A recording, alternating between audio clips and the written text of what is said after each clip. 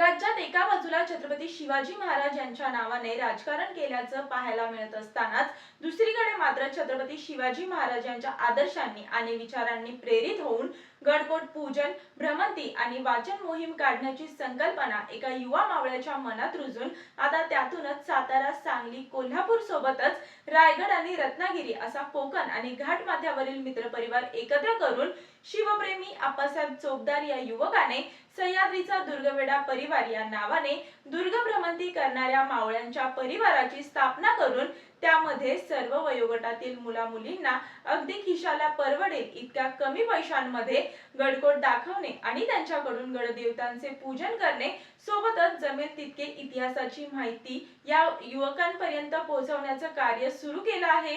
दुर्ग भ्रमंती बरोबरच हा परिवार समाजकार्यातही तितकाच अग्रेसर आहे। कोकणातील रोहा येथील एका गावामध्ये काही घरांना आग लागून नुकसान झाले होते।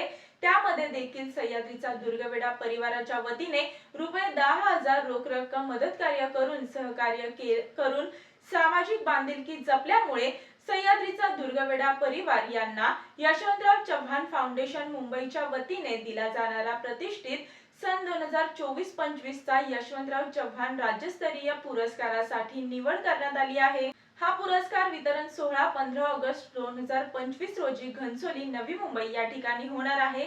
तरी शिवप्रेमी म्हणून ओळख असलेल्या आप्पासाहेब चोपदार यांचं हे शिवकार्य अविरत चालू राहो आणि उत्तरोत्तर त्यांचा परिवार देखील वाढत जावो याच शुभेच्छा। सह्याद्रीचा दुर्गवेढा परिवार आणि शिवप्रेमी आप्पासाहेब चोपदार यांचे मनपूर्वक अभिनंदन।